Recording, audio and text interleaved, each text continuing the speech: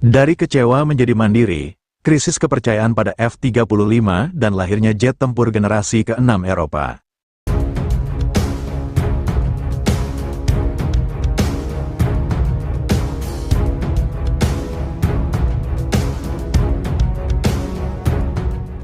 Di tengah gempuran narasi superioritas teknologi militer Amerika Serikat, proyek jet tempur F-35 pernah menjanjikan era baru bagi kekuatan udara barat.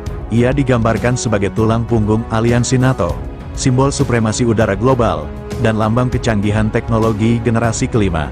Namun, seiring waktu berjalan, di balik kilau pesawat siluman berteknologi tinggi itu, muncul retakan halus yang kini telah menjadi celah besar, khususnya di mata negara-negara Eropa. Krisis kepercayaan terhadap F-35 tidak terjadi dalam semalam. Ia lahir dari akumulasi pengalaman, kekecewaan, dan kesadaran strategis yang pelan-pelan mengakar di benak para pemimpin militer dan politik Eropa. Sejak awal, banyak negara Eropa seperti Inggris, Italia, Belanda, Norwegia, dan Denmark telah bergabung dalam program Joint Strike Fighter dengan harapan mendapatkan akses ke teknologi terdepan dan kemitraan strategis dengan Amerika Serikat. Namun janji itu mulai terasa timpang. Pertama, masalah biaya. F-35 adalah proyek militer termahal dalam sejarah umat manusia. Biaya pengembangannya menembus ratusan miliar dolar, dan setiap unit pesawatnya pun sangat mahal untuk dioperasikan dan dirawat. Negara-negara mitra, yang awalnya dijanjikan transfer teknologi dan peran industri yang signifikan, banyak yang merasa peran mereka dikebiri.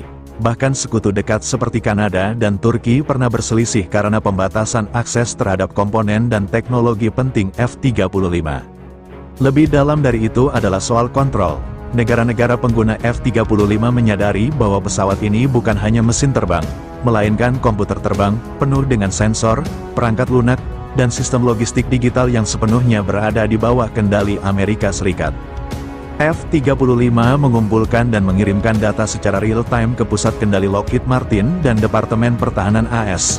Artinya, dalam konteks perang modern, pengguna F-35 sesungguhnya tidak sepenuhnya mengendalikan informasi tempurnya sendiri.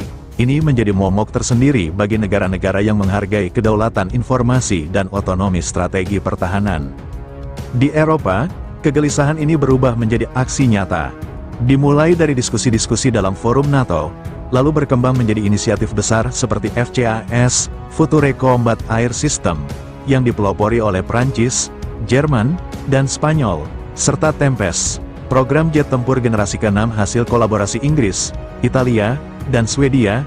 Kedua proyek ini bukan sekedar jawaban atas kekecewaan terhadap F-35, melainkan deklarasi ideologis bahwa Eropa ingin berdaulat di langitnya sendiri, tidak hanya secara fisik, tetapi juga secara digital dan strategis. FCAS dan Tempest bukan proyek biasa. Mereka dirancang dengan filosofi baru, kedaulatan, interoperabilitas, dan fleksibilitas jangka panjang. Jet tempur generasi ke-6 tidak hanya akan terbang bersama drone Loyal Wingman, tapi akan menjadi pusat dari ekosistem tempur digital yang didukung AI, jaringan komunikasi kuantum, dan kemampuan perang elektronik multidimensi. Disinilah Eropa mengambil langkah besar, membebaskan diri dari ketergantungan terhadap sistem tertutup seperti F-35 dan membangun sesuatu yang benar-benar milik sendiri. Prancis, misalnya, dengan sejarah panjang industri aviasinya yang independen, sangat vokal menentang ketergantungan pada sistem militer AS. Bagi Paris, kemandirian strategis adalah bagian dari harga diri nasional. Jerman, dengan tekanan politik domestik untuk menghindari intervensi militer yang dikendalikan pihak luar, juga merasa tidak nyaman bergantung pada teknologi Amerika. Inggris, meski lebih dekat secara historis dengan AS, tetap merasa perlu menjaga jalur teknologinya sendiri melalui Tempest. Geopolitik juga memainkan peran penting.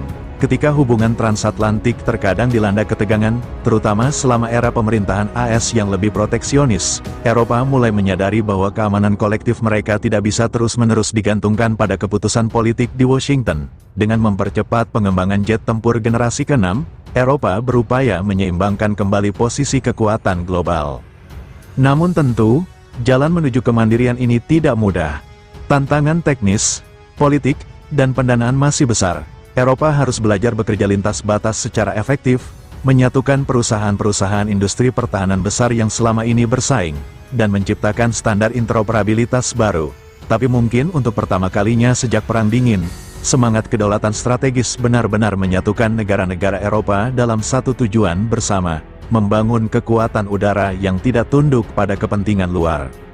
F-35, dalam sejarah, akan dikenang bukan hanya sebagai proyek ambisius yang menciptakan jet tempur tercanggih masanya, tetapi juga sebagai pemantik kesadaran bagi Eropa. Ia menyadarkan bahwa keunggulan militer sejati tidak bisa dibeli, melainkan harus dibangun sendiri, dengan kontrol penuh, visi jangka panjang, dan kepercayaan bahwa masa depan pertahanan Eropa harus ditentukan oleh Eropa sendiri.